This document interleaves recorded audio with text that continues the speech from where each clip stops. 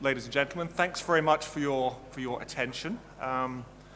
Really good start this morning. Thank you to the government of Liechtenstein and to FAST, to Daniel, of course, for his introductory remarks. Daniel did mention earlier, didn't he, that this is not a self-congratulatory event, even though congratulations are in order for FAST and their contributions. But this is an event which is taking stock, yes, of where we have come from, but also challenging ourselves as to where we're going, and also being honest about the current state and also what's needed to move forward. My name is John Cusack. I'm the chair of the Global Coalition to Fight Financial Crime.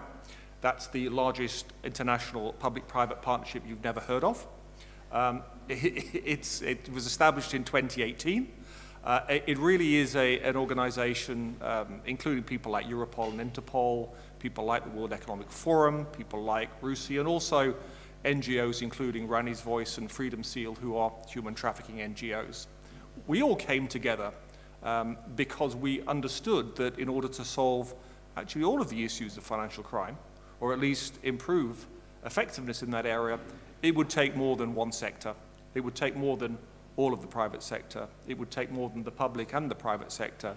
It will take all of us, including civil society, in order to make substantial changes and improve effectiveness. And human trafficking is one of the areas, along with corruption and wildlife trafficking, which we thought needed specific impetus and actually to ensure that we made further progress.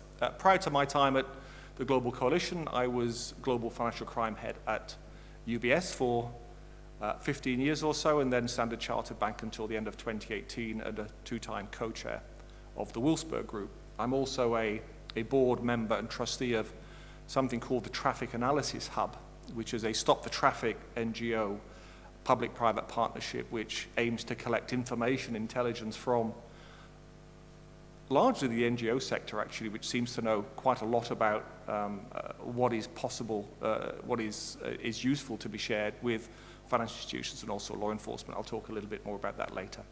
Okay, that's myself. I'm really pleased with the panel that we have today. Henny, why don't you introduce yourself, and then you're going to speak shortly, please. Okay, I will. Thank you, John, for your opening remarks on this panel. And thank you, Daniel, for inviting me here, for having me here. Thank you to the government of Liechtenstein for making all of this possible. I'm really looking forward to this conference. I am representing here the financial intelligence units through the Egmont Group of Financial Intelligence Units, and I'm also the head of the Dutch Financial Intelligence Unit. I have prepared some slides taking into consideration that law enforcement and financial intelligence units is not a topic that everybody in this room and online is very familiar with. So to give you a bit of a hint that will help you hopefully understand a bit what FIUs are doing, also in the context of fighting modern slavery and human trafficking. May I have the next slide?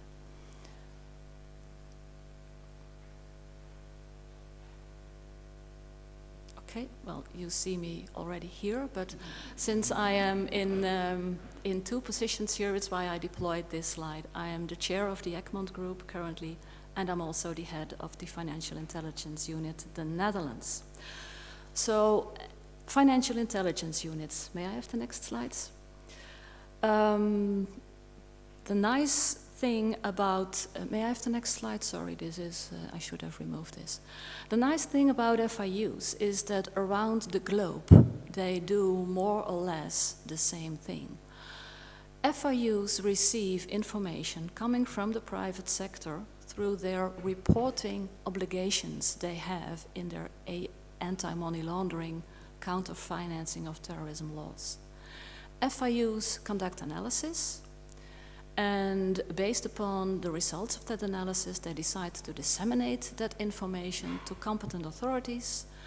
And you see here a picture of a police officer, mainly that's law enforcement authorities.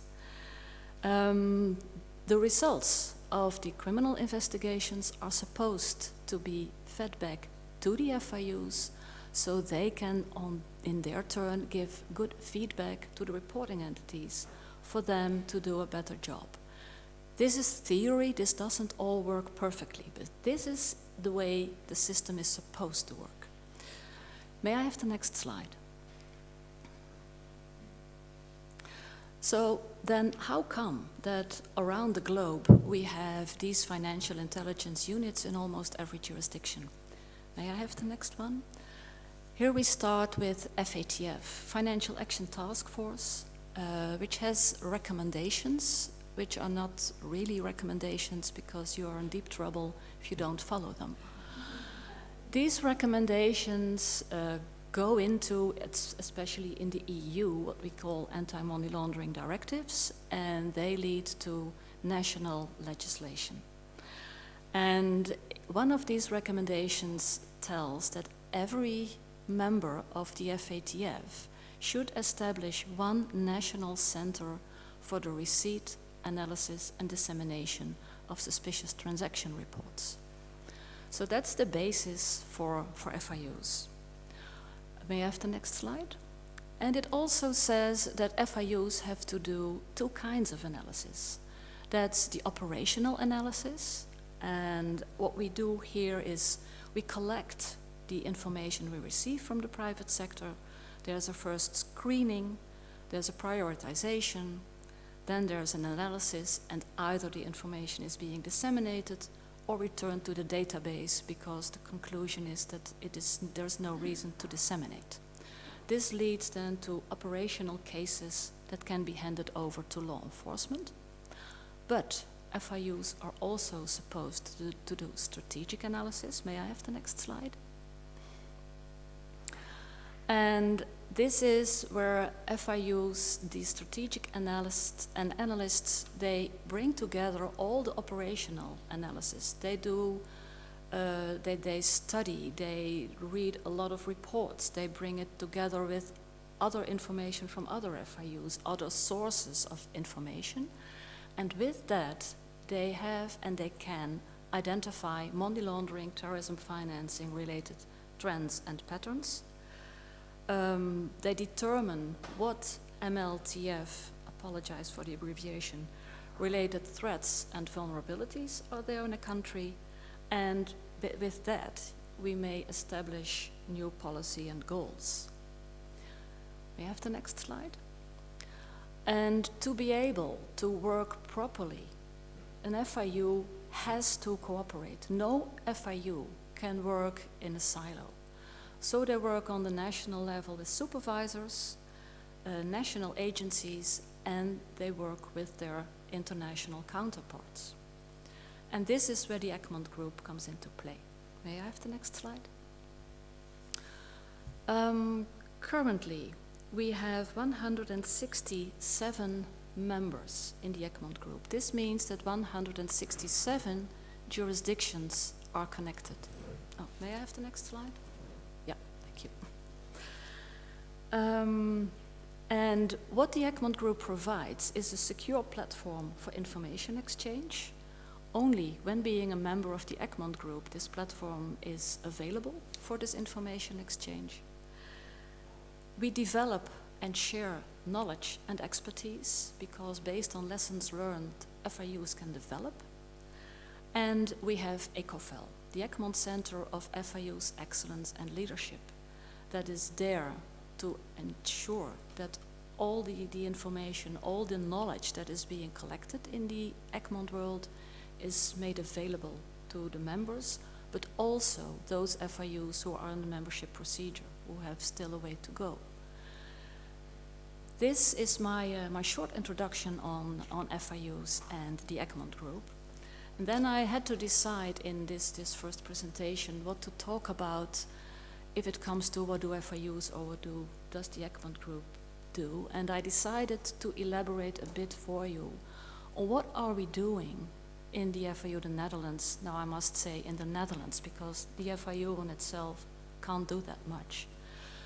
We have been investing in the last couple of years in public-private partnerships. We call that in the Netherlands the Fintel Alliance NL because we have looked carefully into what was happening in Australia, in Oostenrijk, where they have the Fintel Alliance. And what we have created here is that analysts from the FIU work in the same room with analysts from the banks who are doing their compliance. These analysts from the banks are all screened thoroughly, although we work entirely within our national legal framework. So we simply follow the legal opportunities that we have. And it has delivered quite some insights and also quite some cases. One of the insights we have is that there is a strong connection between labor exploitation and other crime types. And we have identified this in a twofold manner. A couple of years ago in the EU, we have conducted a joint analysis based on whether or not we could identify illicit financial flows connected to migration.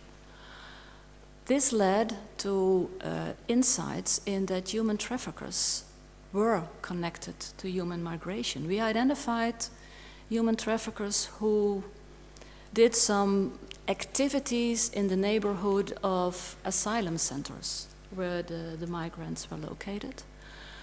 And first we started investigating on this human trafficking, and this indeed led to a case of a trafficker, but it also led to the detection of a huge money laundering scheme that was recently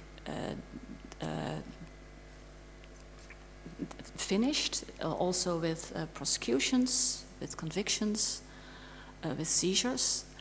And this was a scheme where cash money flowed into the Netherlands, was used for buying cars on a huge scale, led to VAT fraud with non-existing companies in another EU country. And we were talking about tens of millions of euros that were being laundered in this way. It seemed like a coincidence, but we don't believe it is. We believe there is a connection. The other way around is a case that I would love to elaborate more on than I can do right now because it is still under investigation. But this is a case where we identified, and this is one that is really coming from the Fintel Alliance, where it started with the observation from the banks that there were huge cash withdrawals from payroll providers. Payroll providers paying self-employed people with cash because their explanation to the bank is these self-employed people insist that they are being paid in cash. These payroll providers were working for employment companies who were working for a company providing services, for instance, for putting together furniture, etc. And the money coming to these payroll providers, we identified that there were people connected to these payroll providers that also receive money from organizations in another country. And our analysis revealed that probably we had identified a huge money laundering scheme here coming from drug-related crimes.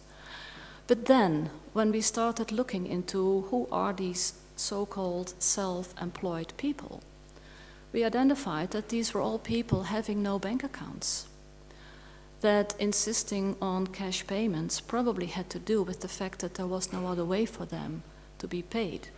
It was also identified that a lot of them did not have a permit to work, that they were living in deplorable circumstances.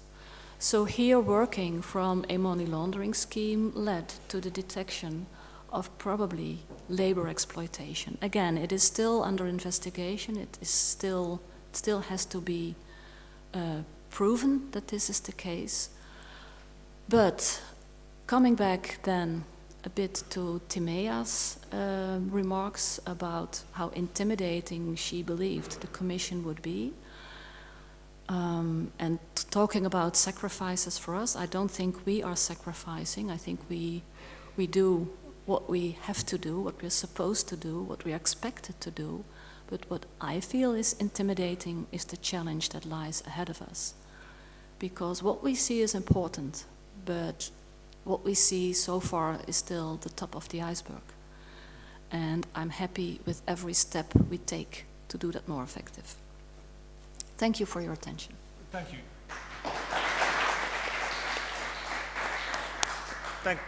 Thank you, Henny. That was fabulous. You'll all get a chance to ask the easy or the difficult questions of Henny when we open this up a little bit later. So our next panelist is Mr. Valiant Val from the OSCE. Over to you, please.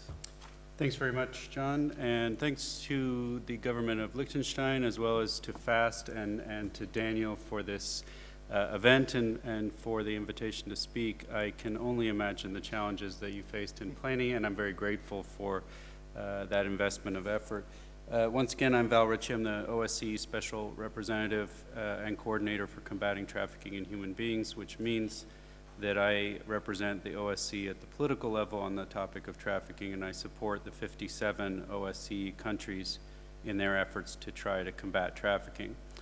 We work on all forms of trafficking, and we do a variety of support initiatives, including technical assistance and capacity building, policy development, and advocacy.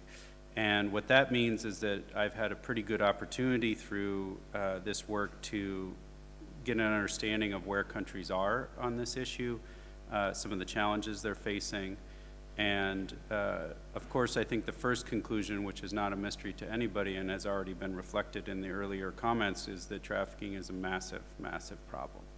And that second of all, it intersects with so many different aspects of modern society, including virtually every sector of our economies. And now, why does that observation even matter?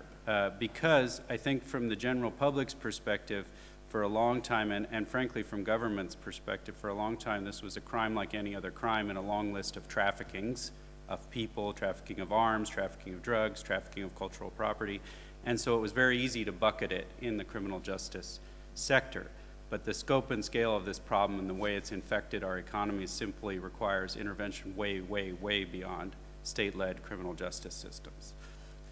And public and private sector leaders, I think, are increasingly recognizing this and reflecting it in their strategic planning and their day-to-day operations. And one prominent example that I imagine every member of the private sector here today is already paying attention to and is getting massive attention on the international level is human rights, due diligence, and transparency in supply chains. This is a big topic that years ago wasn't even on the radar because we were talking about trafficking in people, which was a criminal justice response.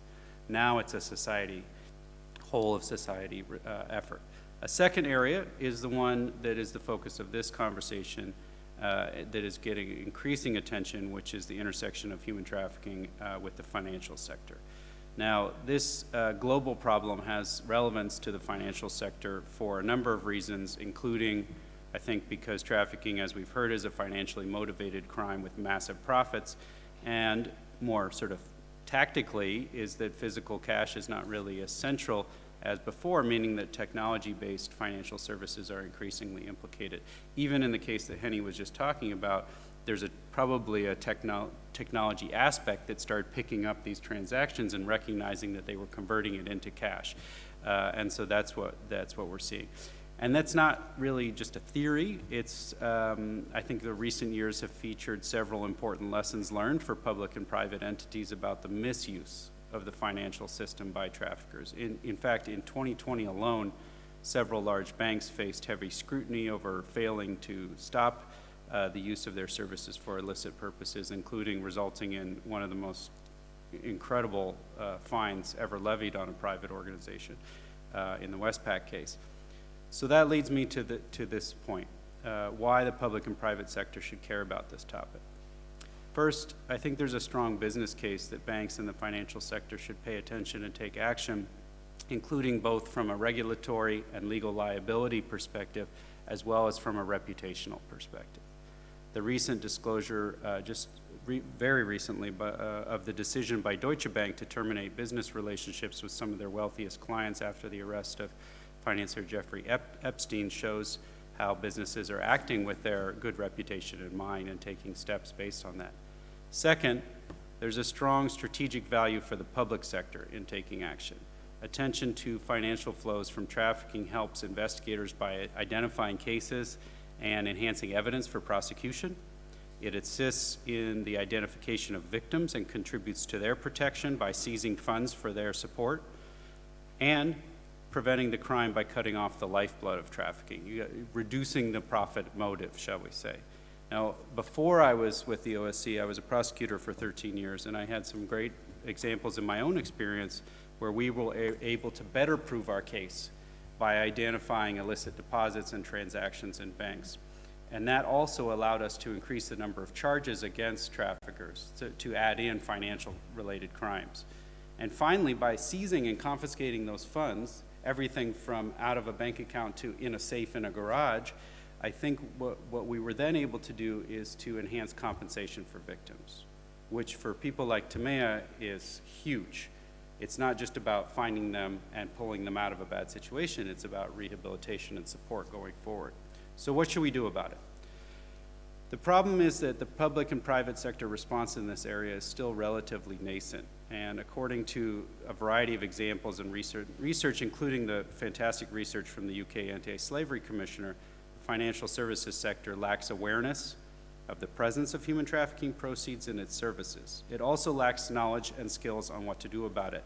And I want to be very transparent here. In my experience, FIUs and law enforcement and prosecutors share those same deficiencies. I'm not saying this is a bank's problem, I'm saying it's a systems problem. And in my prior work, I know that my own skill set, I learned this very clearly, my own skill set and those of the investigators I worked with were fragmented, limited, inconsistent, and so forth. A recent report from BAE Systems confirmed this, concluding that 77% of the industry is concerned about the issue but doesn't really know how to stop the criminal proceeds. It further reveals that financial institutions lack the necessary cooperation from law enforcement and government, and a dearth of intelligence sharing from these entities. So again, this isn't a bank's only problem. Law enforcement is incredibly bad at giving feedback, as Henny was just highlighting. In practice, it doesn't work so well. So this means the crucial ingredients for success, in my view, and this is to Daniel's request about where do we go from here: political will, both public and private, human and financial resources, and capacity building. We also need a corresponding legislative framework that allows for the information sharing and cooperation framework so that banks, FIUs, and law enforcement can all talk to each other. You can't just say, go talk to each other and good luck. When I was in this summer, I visited a number of countries, and they kept reporting to me, we want to cooperate, but we are not allowed to, or we don't have the legislative framework to actually share that information. It's prohibited. So policymakers need to step in and create that legislative framework that allows for that information sharing, not just pointing the finger and saying, why aren't you doing more? I think that it's a system-wide effort. We've tried to address some of these issues through a recent paper that's discussed in the blueprint, Following the Money, where we talked about how the cooperation frameworks and how public and private sectors can work together, and by providing the tools that are needed for identification of these transactions, red flags. We provided the first comprehensive red flag list that came from dozens of sources, and was an effort to try to advance this topic. The crucial element that I think still remains is political will from both the public and private sector, and I think events like this can really help develop that. And what my office, FAST, and the UK Anti-Slavery Commissioner are planning to do in about a month and a half is convene a follow-up meeting with banks, FIUs, and law enforcement and national authorities to try to nudge that effort forward a little bit further. I think that we're working together in a really effective way, and we can help now increase that advocacy and increase the momentum as we move forward in this. Let me conclude with this. I heard a great speech by another survivor named Rachel Moran several years ago, and she was talking about how to address the massive problem of trafficking. And she said, how are we going to solve how do you uproot a tree when all you're doing is ripping at the leaves? And I think if we only try to solve trafficking with cases from law enforcement, we're ripping at the leaves. We need a whole of society approach. And the financial sector is a crucial partner in that effort and in that strategy of the whole of society. So thanks so much for the opportunity to speak. I'm really delighted that you all are here today and that we can talk about moving this effort forward together. Thanks.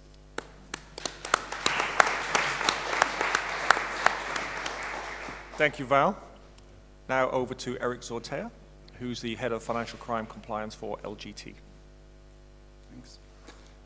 Good morning, ladies and gentlemen. Thanks to the FAST initiative for having me here today.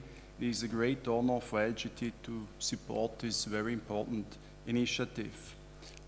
My name is Eric Zortea. I'm in charge of group financial crime within LGT Group. I joined last year from UBS, where I've been for 14 years in different roles, also together with John Cusack. I headed at the end the asset management division, and I participated in different working groups at the Wolfsburg Group, IIF, or Europol. Today I'd like to share some practical views from a compliance officer's perspective of an international private bank. Goal 1, as per the agenda, compliance with laws against modern slavery and human trafficking. Goal 1 can be achieved in different ways. One area to achieve Goal 1 is to strengthen the use of the AML and sanctions regimes, as it is mentioned in this blueprint. According to the blueprint, I'd like to highlight 4 of the suggested areas on how we can achieve Goal 1. The first one is fostering of public-private and inter-entity information sharing. The second one is developing better indicators, especially of labor trafficking. A third point is FIUs to share information locally or build knowledge across borders. And the last one is finally using the FATF National Risk Assessment and Mutual Evaluation process to highlight these issues. For me, these suggested areas are all about awareness and information. Therefore, I see 3 main focus areas or success factors. The first focus area is training. Training is a fundamental requirement to detect and effectively fight human trafficking and modern slavery. Our compliance officers and business analysts must be able to identify relevant counterparties and transactions with a nexus to human trafficking or modern slavery. If compliance officers and business analysts don't know what to look after, well then the likelihood that they will identify and escalate relevant cases will be rather low.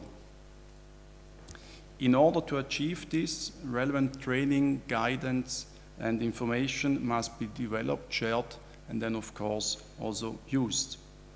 Great work in this context has been done already by ACAMS. We will hear later more about them.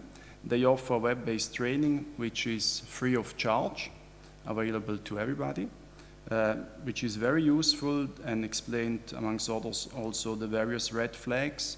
It starts at onboarding or during the transaction monitoring to look after.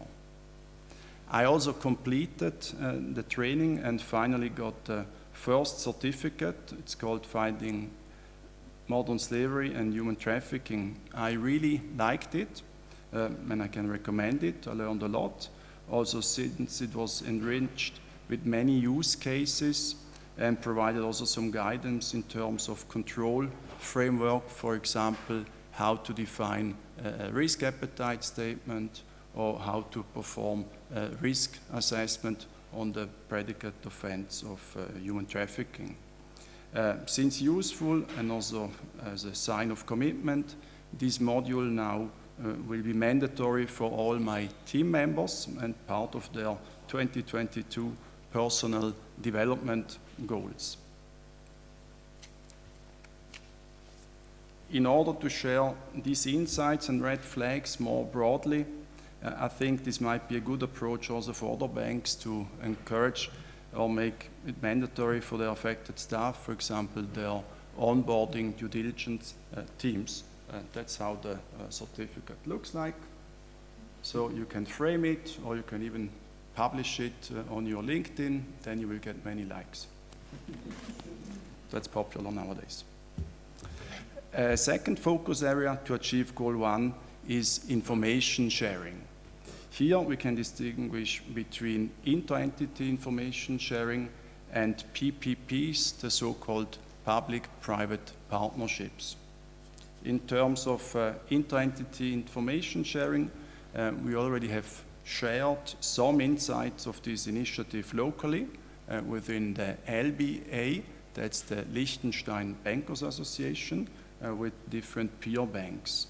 We have also plans for 2022 to offer some platforms and organize exchanges with other peer banks, this time not limited to Liechtenstein, but we'd like to do it also with the surrounding countries, jurisdictions on this topic, also to develop better indicators for the different typologies as suggested by the blueprint.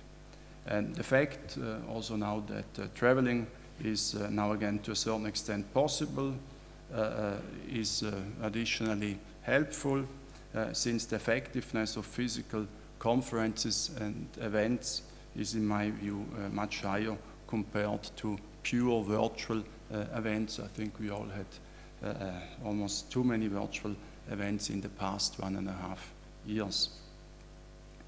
In terms of public-private partnerships, in Liechtenstein we have already started back in 2019, 2020 with a PPP between authorities, bankers association and banks to discuss and exchange information related to financial crime.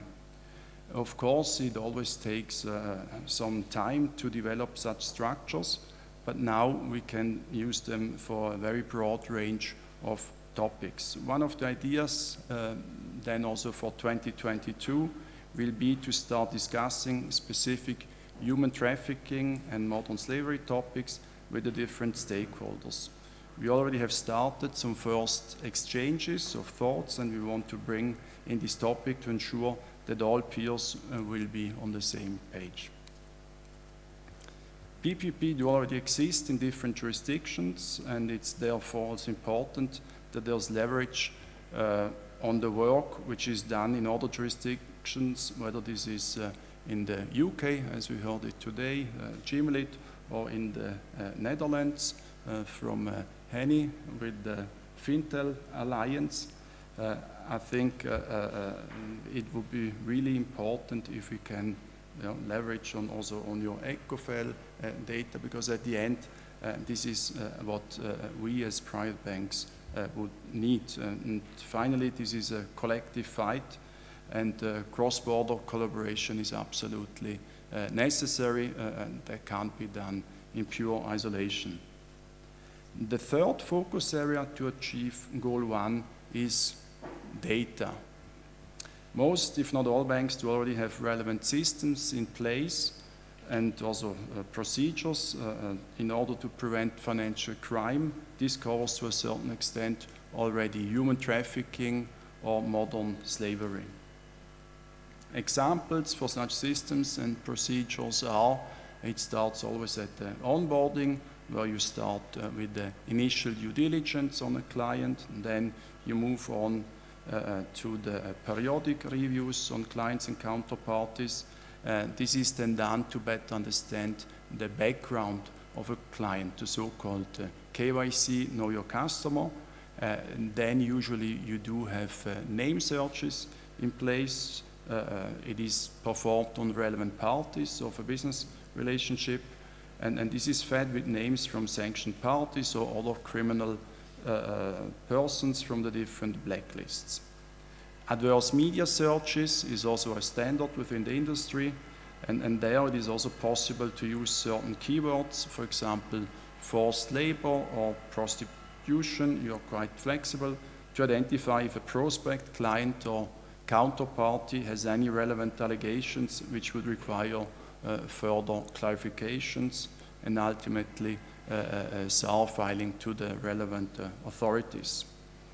And finally, transaction monitoring systems are used to assess the plausibility and legality of transactions of the different accounts. They are too very important that people assessing such transactions and do have the relevant insights on what the red flags are. The challenge is now to ensure that systems are fed with the right data. Systems obviously need data. A lot of data is available, as we heard today, but it still needs to find a way into our systems. I have attended recently a number of sessions related to human trafficking and modern slavery, where different NGOs, survivors, or companies have presented their very valuable insights and showed what kind of intelligence they developed in terms of names related to human trafficking or modern slavery or applied methodologies.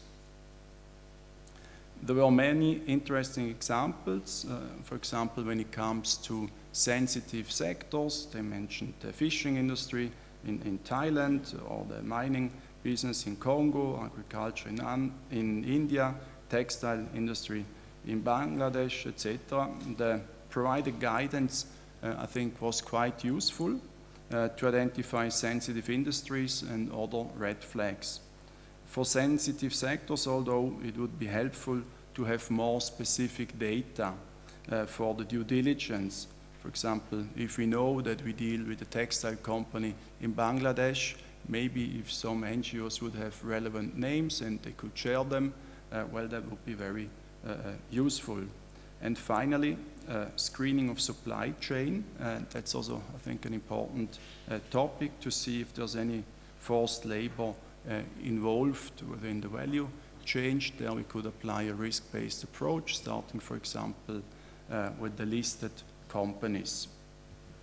In this context, I think it's quite important to highlight that this kind of data, whether from NGOs, authorities, or other entities, is only of use if it's shared within the right groups and the relevant data providers. It wouldn't be effective if every financial intermediary would need to start doing research on relevant sources. Such data comes then also in different formats, which is then again an additional operational burden. I think therefore to conclude and that more work will be required to make full use of such data, for example, that authorities or big data provider will reach out to different small or big NGOs or other companies that make sure that the relevant data can be shared with banks. Otherwise, to me, this is dead data and the outcome of our collective effort will be limited. Thank you. Thank you. Thank you, Eric. I need to put you in touch with the Traffic Analysis Hub, Eric, because that's exactly what they do. They collect all of that information, not just Bangladesh textiles, but much more specific and precise that you can work with. One of the challenges, though, is that under GDPR, some of the names of the entities can't be loaded into the database, even though we have them, or shared with the private sector, which is a real travesty. And yes, privacy is important, and yes, we need to find mechanisms that are safe and sound, but we have to be able to share some of this information and stop Eric trying to do his job with one hand tied behind his back. Thank you, Eric. One thing you mentioned there, obviously very important, is training and education, and ACAMS have put together with FAST, in cooperation, this wonderful module, and I think we're going to hear right now from Scott Illis from ACAMS. I'm Scott Lyles, President and Managing Director of ACAMS. Please accept my apologies that I can't join you today. COVID is still a thing, and it's still precluding us from doing what we would really like to do. So ACAMS is a membership organization dedicated to ending financial crime. We have over 85,000 members serving in 175 plus countries. Our mission is to end financial crime, and we do this through an ecosystem of professional and continuing education, our convening power, and through extensive thought leadership that is leading edge in terms of anti-financial crime. So Why is an organization dedicated to anti-financial crime speaking to you today about human trafficking and human slavery? It's because human trafficking and slavery is an illicit activity that raises over $150 billion a year in net profits. $150 billion. These monies go through the financial system. It's not just cash. They use banking services, ATMs, credit cards, and indeed money laundering in order to gain from these illicit profits.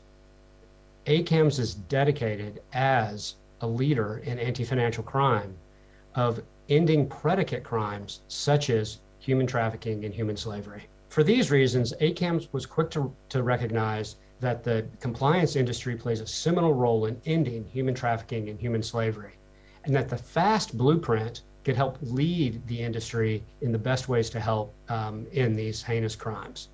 So in an effort to do what ACAMS does best, ACAMS partnered with FAST in order to develop a training program to help anti-financial crime professionals worldwide to battle human trafficking and human slavery. We announced a certificate in training these professionals about 18 months ago at our Washington, D.C. conference. And I'm proud to say since that time, in partnership with FAST, over 11,000 compliance professionals globally have engaged in this training. And it's not just training that compliance professionals have engaged in with ACAMS. They have really leveraged the strength of ACAMS, which is our ecosystem. At every conference since we've rolled out the human trafficking certificate, we've had at least one and often multiple panels addressing the challenge and problem of human trafficking and slavery and what we can do together in order to end this heinous crime. We have also led additional thought leadership efforts in partnership with FAST and other organizations to forward this cause. At each step, we emphasize not only the severity of the humanitarian crisis, but the importance of leveraging the FAST blueprint in order to have as much impact as we possibly could with these training programs, conferences, and thought leadership. In order to build on the success of the human trafficking certificate, we recently launched a second certificate specifically targeting sex trafficking. ACAMS developed this certificate in partnership with Polaris, and we only launched it a couple of weeks ago. In the first 6 days of the availability of this certificate, over 1,000 anti-financial crime compliance professionals engaged in this course. This has been a tremendous success and speaks to the continued value of building on the FAST blueprint. A key to success of the second human trafficking certificate, and indeed the first, is a theme that ACAMS strongly believes in, and that's strong public-private partnerships. We believe that this type of collaboration, along with cross-industry and cross-geographic collaboration, is key to ending financial crime and indeed ending human trafficking and human slavery. We saw the success of the public-private partnership with FAST and its blueprint and with Polaris. We've also seen the extent that partnerships with governments, regional bodies, and indeed the multitude of industries that are involved in the broader financial spectrum in order to deliver impact. Please think about how this type of collaboration and these types of partnerships can forward our mission and can build on the FAST blueprint. ACAMS is delighted to be part of the solution, and we're delighted that you are all here today to tackle this heinous problem. Thank you, and have a great conference. We should probably clap him anyway, even though he's recorded.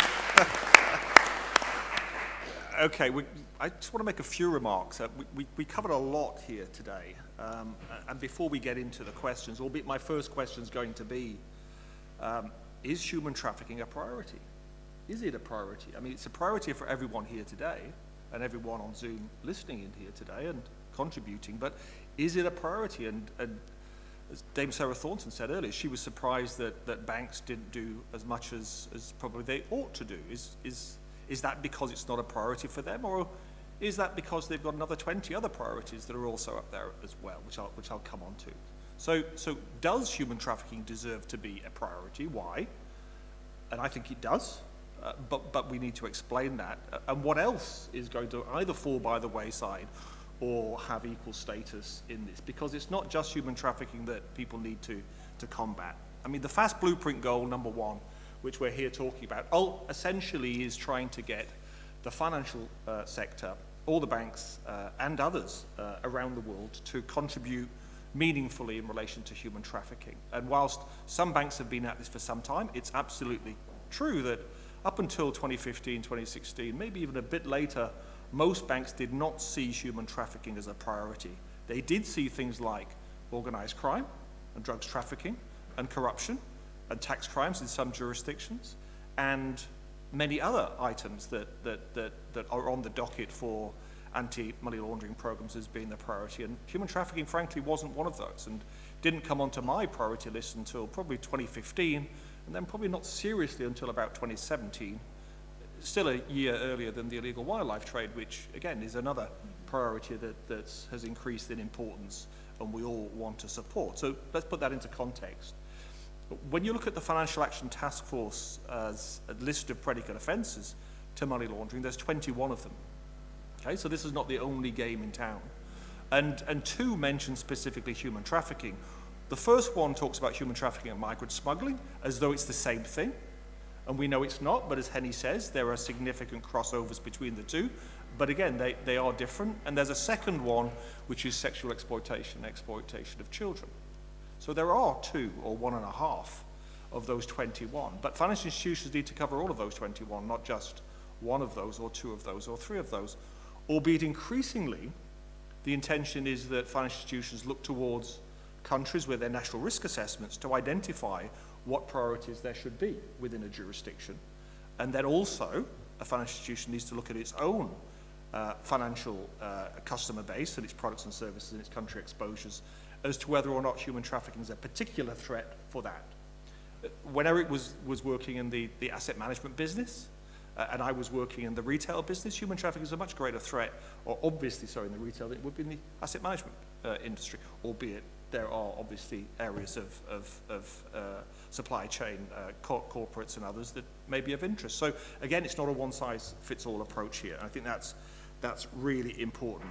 So it's absolutely true that human trafficking has grown as an importance amongst the financial sector. My global coalition has the Institute for International Finance as one of its members, also the European Banking Federation as one of its members, and an association of major banks in the Middle East as its members. So we have a huge number of financial institutions that are increasingly seeing human trafficking and making sure human trafficking is one of the priorities that it has. But nevertheless, this should be a lead from government and from countries to make sure that not only is it a priority, but that information and threat analysis flows from the public sector into the private sector and vice versa as well. There's been a tremendous amount of information that is now available from Fatf, from FAST, from the Egmont Group, from individual countries, from the OSCE, and from a lot of work that's been done by a number of different organizations, including the private and the NGO sector, to identify the nature of the beast. I think we have more than enough typologies. We have more than enough red flags. We have more than enough generic information about what human trafficking looks like in its locality across all the different spectrums. But let me tell you, that doesn't mean it's easy to identify and detect financial crime. It is not. And as the gentleman talked about, there are $150 billion going through the financial services industry. It's not. Right? A lot of that money never touches the financial services industry. Some of it does, a lot of it does not. A lot of it is in cash smuggled, it's in MSBs and otherwise. So it's not necessarily as easy as people think.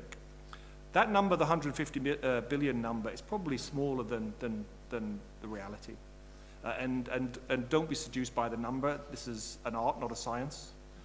But if I put human trafficking into the broader context of financial crimes, I think it's probably a top 10 global industry when it comes to generating financial proceeds. I think it's about 7. I could put 6 others in terms of generative of financial proceeds, but I don't think I could put many ahead of it when it comes to the harms that are perpetrated on those victims. I don't think I could.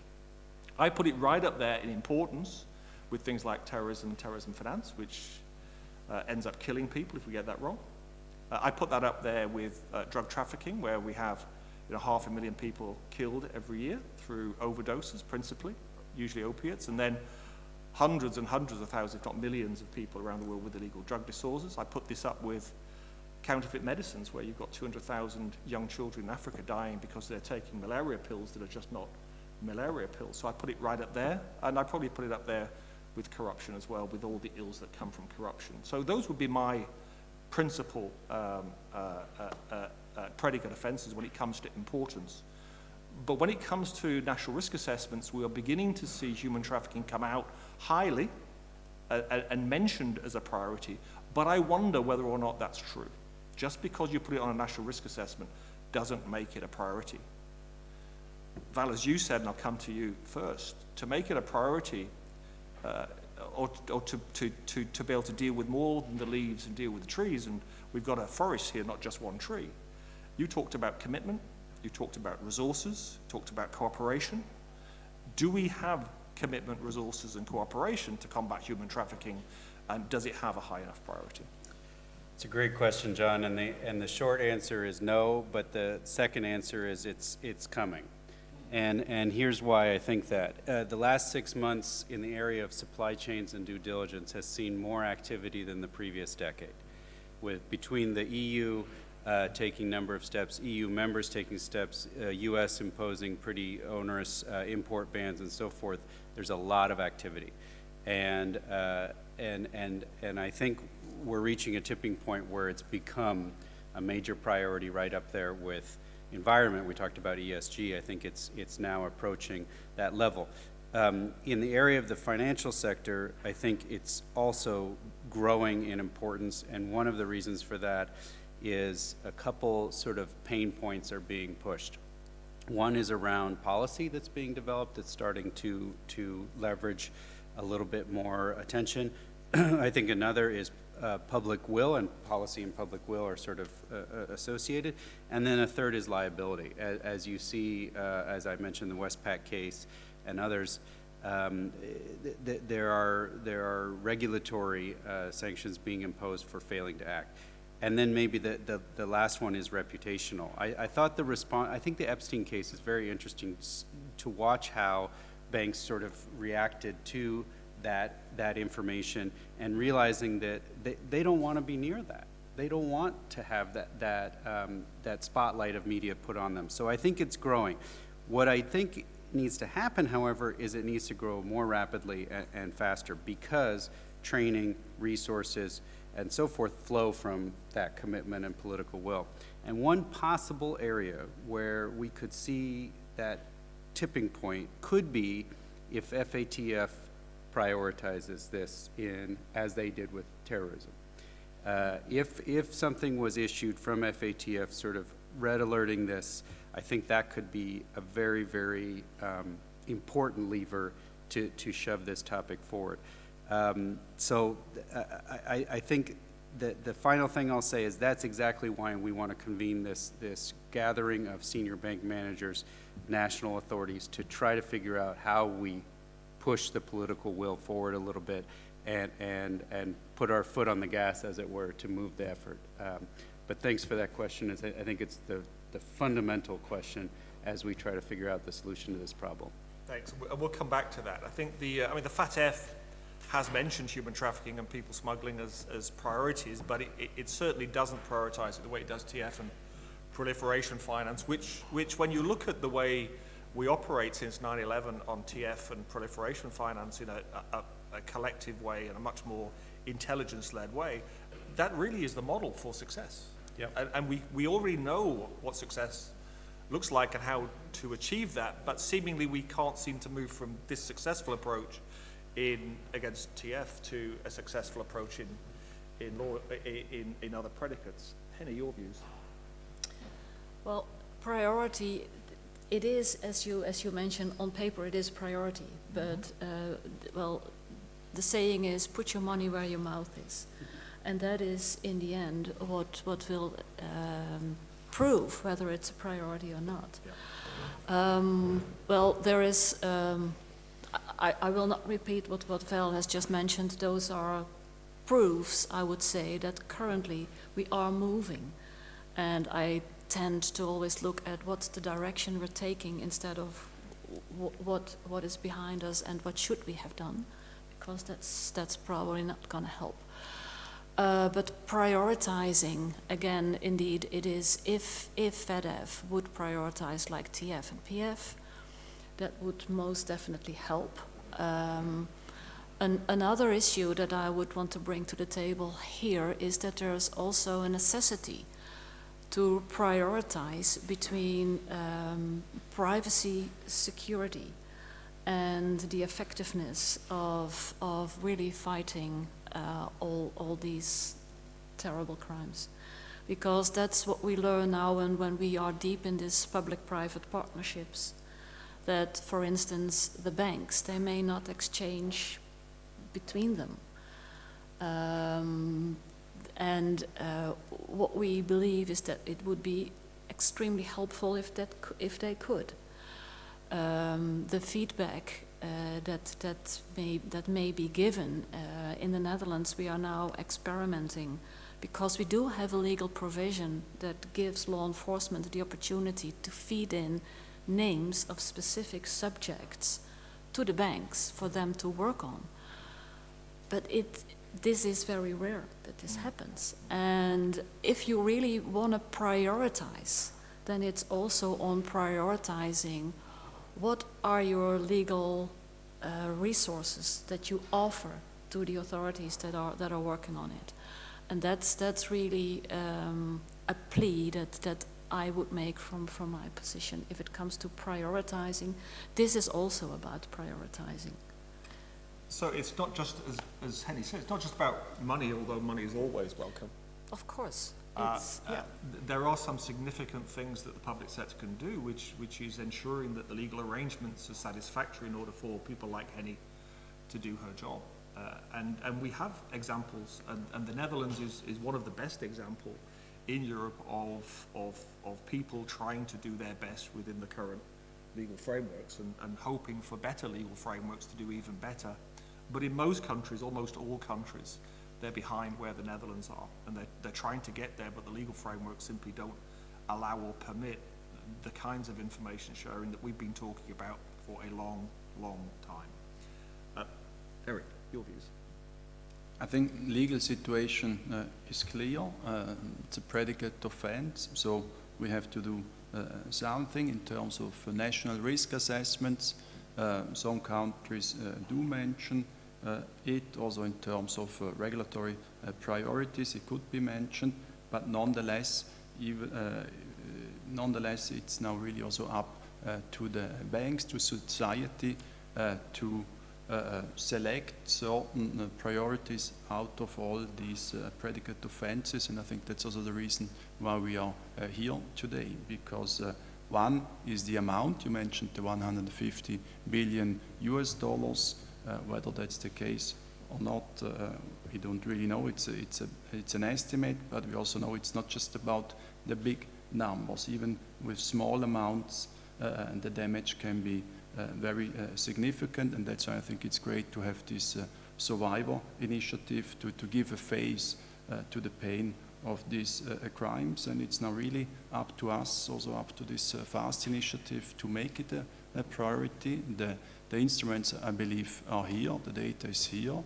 We have now created all these PPPs, but now it's just to make sure that we can connect the dots. Information of the different FIUs can flow to the banks, and if it's not specific names and data due to privacy concerns, at least the methodologies. But I believe it's really now also in our hands whether we want to become active, and if we make it a priority, and if we say a clear yes, then we will improve the situation. And at the end, if it's a certain number of victims that we can save, I think it was really worth the effort.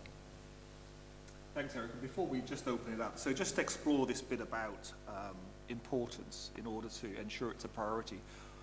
To the panel, why is human trafficking more important than some others? Is it, and should we be using anti-money laundering standards, principles, experiences to to target human trafficking, is that useful? So that's what FAST is saying, essentially, that we need to co-opt finance and we need to utilize the systems and controls in order to better advance combating human trafficking.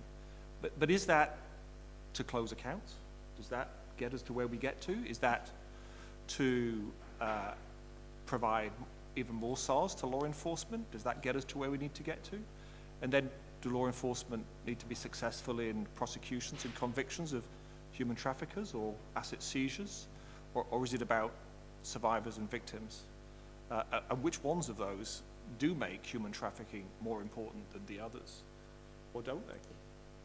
Well, there's a lot packed into those questions. What I can say is that I think the reason it should be a priority is because the human is the product. If you compare it to other criminal activity, there's not very many where the human being is the person who's being commodified and exploited with devastating consequences that last a very long time. The second reason is that thus far, our approach and our strategy has not been effective. I don't think there's a credible argument to be made that we are winning the battle against human trafficking right now.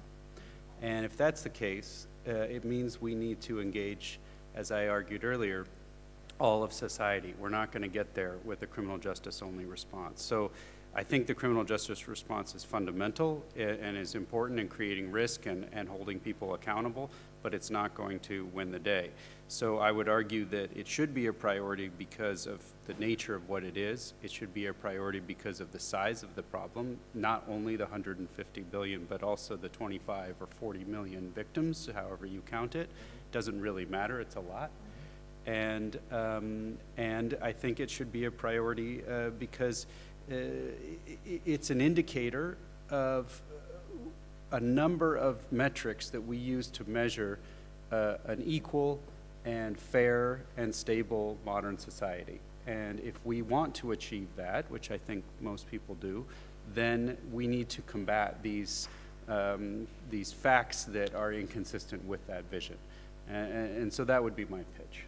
But there's no human trafficking without demand as well. Absolutely. And there seems to be an acceptance in many places, at least from a minority, that this is still acceptable. So what I think the big thing around demand, which is the kind of, shall we say, the false narrative, is that the only demand that we need to worry about is the demand for trafficking. So in the context of sexual exploitation, we only need to worry about those people who are actually actively seeking a trafficking victim or a child or whatever. And that's actually not true at all. What we need to worry about is demand that encourages or incentivizes trafficking, whether you know or want it at all. And so, for example, if companies are trying to drive costs down by buying T-shirts that were made for €3, we need to ask whether it doesn't matter whether they were intending on buying that from trafficking victims. What matters is whether it was the result of incentivizing exploitation to meet that demand. And that's something I think we need to ask ourselves a lot of questions about. I can tell you one thing for sure. Survivors do not care whether the person whose demand they were exploited to meet, they don't care whether that person knew or not. The harm is the same to them. And so that's, I think, what we need to keep in mind when we're trying to figure out our response. Thank you. Henny, you're a law enforcement agency, or you're an independent FIU that is obviously helped support law enforcement. How do you look, through what prism do you look at human trafficking? Is it about criminality? Is it about victims? Is it about assets? Is it about other things? And the coalition between organized crime? Is this a way of going after organized crime? There's lots of different potential angles, isn't there, as to why it might be important. Why is it important to people like yourself? It is important because of all those angles, in addition to some others. Because to start from, the way I look at the world is that there is no fundamental problem that will be resolved through law enforcement. And that simply has to do with the fact that with repression you cannot solve fundamental problems. On the other hand, you do need law enforcement to contribute to a comprehensive solution. And why is it important? It has an ethical norm in it. In this world, we have abandoned the concept of slavery a long time ago. Nonetheless, we are confronted with the fact that it is still there. And it is not as obvious as it used to be in other times and other places, but it's there. And that is totally unacceptable. That's the first thing. For the individual victims, it isn't, but also for society. Accepting that this is part of your society, of your system, it makes you a sick society. You really, to be a healthy society, to be a healthy system, you cannot accept that this is part of it. So that's what drives me. What drives me, by the way, for quite some other crimes as well. Mm-hmm. And that's important. But no, for law enforcement, indeed, it's the connection. It's the crime itself. It's the connection to other crimes. It's the victims that are involved. It's the assets. But in essence, you just enumerated some other crimes. It's about having a clean society, also accepting that we will never get there. Having a society includes that there will always be crime, and that we will always have to fight it, not on the rear end where law enforcement is, but also in all these other parts of society that have to play a role. Mm-hmm. So that's how I look at it. Thank you. Eric? You mentioned the demand. I think if you talk about demand, then you talk about consumers, us. So I think it's really important that consumers are informed in a very transparent way, and they are also informed about the entire value chain of a product. For example, you had the example of H&M in China. They were buying or using some cotton produced by prisoners.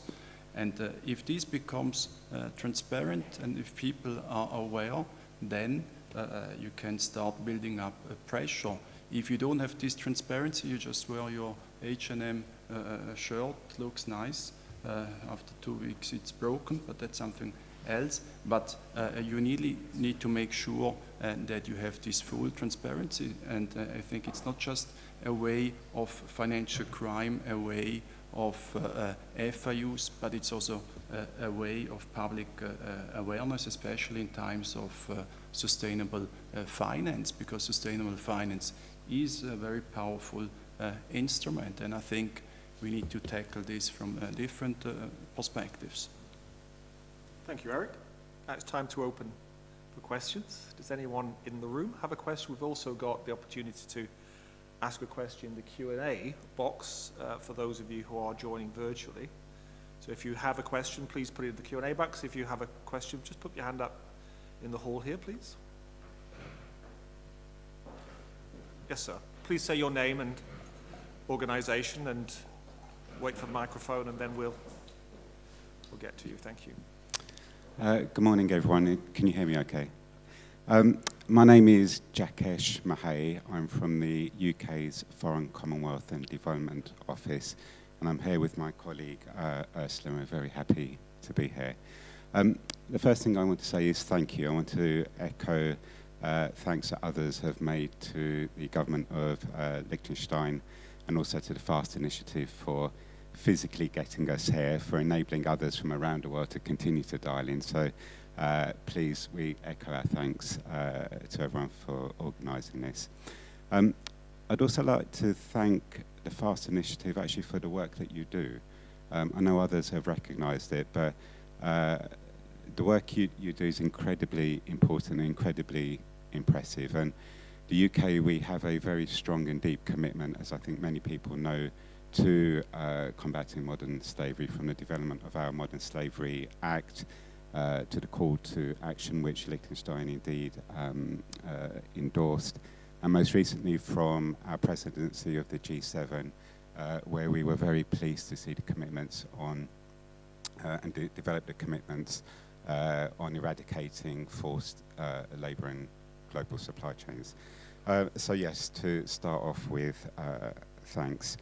I've got, so actually perhaps before my questions, John, just in response to your question about why this issue is important, and I think I'd echo Henny's comments.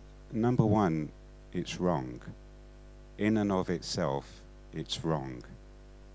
What comes after that, we can quantify, we can measure, we can talk about the societal impacts, we can talk about the economic impacts, both to us in our societies, but globally. But it is wrong, and we need to remember that. And I think the intervention of Ms. Tomeo earlier was testament to that. So, and please, Daniel, when you speak to Ms. Tomeo, please pass on our thanks. So I think it's important to say that, and I think it's also an important question to ask to remind ourselves of that. So thank you for that.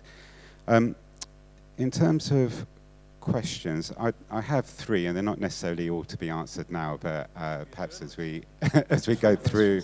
The first one is on the impact of COVID. We've spoken a lot about COVID, but it'd be interesting to hear thoughts on whether the impact of COVID has fundamentally changed the fabric of the problem that we're dealing with, or whether it's the scale, or we're not quite sure yet. So something on the impact of COVID and our response. The second is around context. So I spent a lot of time working in and on fragile and conflict-affected states, which is a source of many victims of human trafficking and modern slavery. And just experiences from panelists and others here about the challenges of working in those particular areas, and particularly being able to support champions of change in those systems that make it difficult to engage in a constructive way otherwise. And then the third, which we just touched upon, was around prioritization. So it's an unfortunate fact that resources and global resources are shrinking. So it becomes even more important to be really, really clear about what we should prioritize with the limited resources that we have collectively. So I'll pause there, and again, let me finish by thanking the conveners and indeed everyone here. Thank you. Thank you very much indeed. Would you like to go first? But, I mean, COVID, has it changed fundamentally, or are we still in transition? Do we know? Well, I mean, the first thing it did was it disrupted sort of the traditional pathways of exploitation. I think it rattled some of the, for example, labor exploitative scenarios when businesses were being shut down and so forth. But traffickers are nimble, and they responded. And I think what we saw, maybe the most prominent example, was a pretty substantial increase of online exploitation and sexual exploitation in particular. Now, a lot of, for example, online child exploitation doesn't involve the financial sector, but a bunch of it does. And I'm talking here particularly about live streaming, paid live streaming, which seemed to go up a lot. And that's a major problem because live streaming is very, very difficult to catch and to track and to stop. But some financial institutions are doing some good things around that and trying to identify payments that are being made as a result of that. So I think one of the most difficult things about COVID is that it disrupted what we had been sort of assuming and has shifted the marketplaces around in some interesting ways. And it's not only on sex, too. For example, we had some reports of labor exploitation online that was happening where, for example, people were being forced to engage in certain activities related to online work. And then we also had reports from some countries of people in the food service delivery sector who were being exploited because that sector is fragile in its structure in terms of the deliverers are often subcontracted out and so forth. So I think that was the first thing that I wanted to say. Regarding context, just real quickly, I think we look a lot in the OSCE at crises and conflicts, and of course that's a major situation. But if I can combine your first and your second question, which is that one of the fascinating things that happened during COVID is supply chains were disrupted, so people started scrambling to respond to that, and then made some bad decisions. A great example was Top Glove, the largest or one of the largest providers of medical gloves in the world. Countries were scrambling to get gloves, buying billions of gloves, and inadvertently fueling forced labor that Top Glove was using. And that is a scenario we want to try to avoid, and it's particularly vulnerable right now because you can't pick up a paper without seeing supply chain problems. And when I see supply chain problems, I get nervous because I think suppliers are going to push the envelope to fix those problems in ways that might be very dangerous. So that's what I get worried about. Thank you. Henny, on the second question on context in dealing with fragile states, essentially in this area too. Yeah. Well, in general, if we look at the issue of human trafficking, when there are conflict areas, we regularly or almost always see migrant streams evolving, and that in itself is an indication that there will be human trafficking involved with that. Indeed, if I then look at the FIU context, very often if we're talking about FIUs in these states of conflict, it may not come as a surprise that it is very often not those FIUs that are a member of the Egmont Group. And if they are, you still know that you have to be careful when exchanging information. Nonetheless, that means that then you will really have to identify in what way can we come to more information. And that means that we will be looking, and that's exactly what strategic analysts will do then, dive in the reports of the interviews that have been held with migrants, asking the people who conduct those interviews to identify how did they pay for their travel, how did it happen. Based on that, we can start building our hypothesis to identify where does it enter our system, and how can we then identify where does it come from. And sometimes it's incredibly difficult, sometimes we don't find a way, but this is how we deal with it. But then indeed mainly generated on the migrants, the people that leave the area of conflict, because in there, well, it's extremely frustrating, but then, well, like currently the situation in Afghanistan, we're out of business. That's what we're facing. So thank you for this question. Thank you. And if I'm right, the last piece was about resources and allocation of resources into this space. So Eric, how, human trafficking isn't one thing, it's many different things. It's how do you pick and choose what you focus on? I think it's about priorities, and the priorities when you define a compliance program within a bank should be mainly driven by the national risk assessment. That's an FATF requirement. That's what we need to follow, besides, of course, legal changes. And the last topic is then also when it comes to reputation, and there, if we do see certain external events, that will then influence overall when we perform internally the so-called enterprise-wide risk assessment, our agenda. But basically, I think it's really mainly up to the national risk assessment to consider and declare this officially as a priority. Thank you. Time for one last question, if we have it.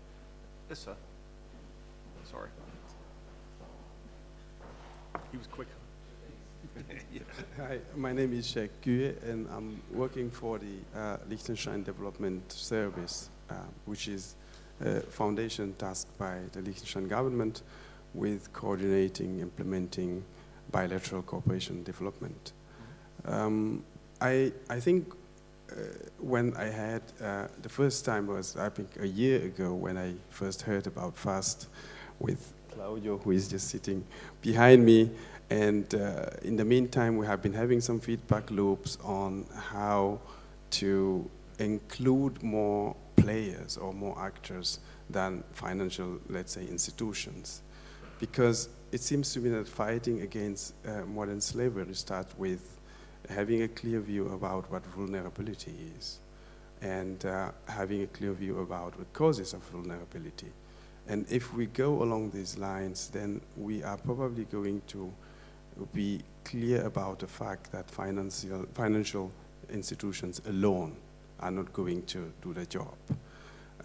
In these lines, we have been thinking about ways to include other sectors like cooperation and development sector, in which, for example, I'm active. And we know, for example, that we are working in really contexts which are very fragile contexts where we have almost no legal framework that would at least protect those basic human rights of the individuals and so on and so forth.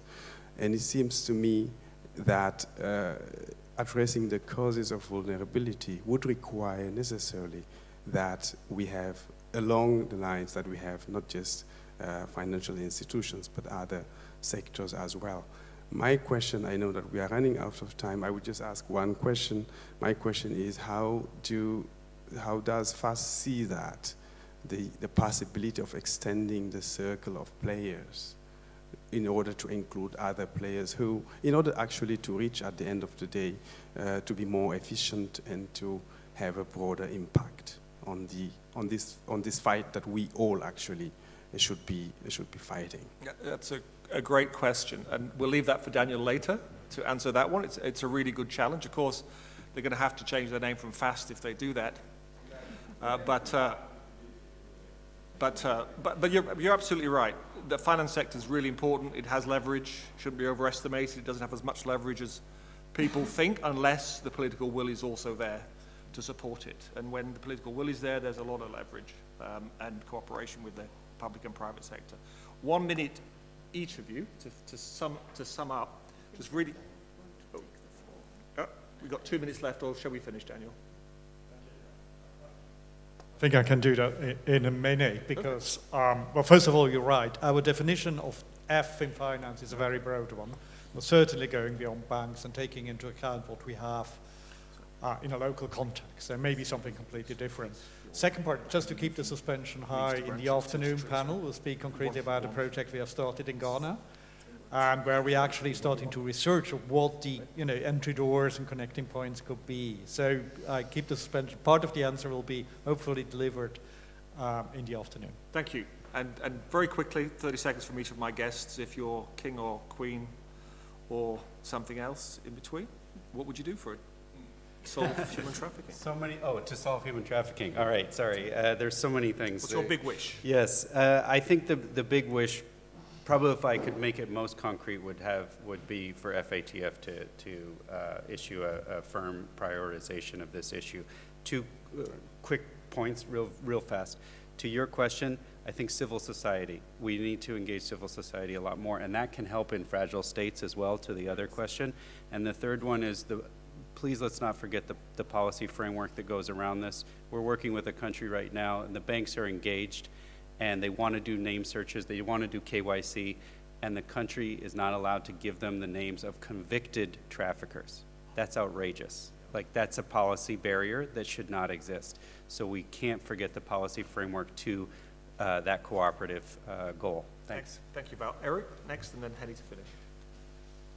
I would just say, Henny, please give me all your names of your database. Henny? I would like to say with pleasure,